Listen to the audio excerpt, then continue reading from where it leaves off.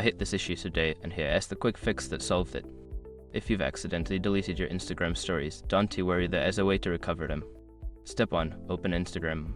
Launch the Instagram app on your device. Make sure you are logged into the account from which the stories were deleted. Step 2. Go to your profile.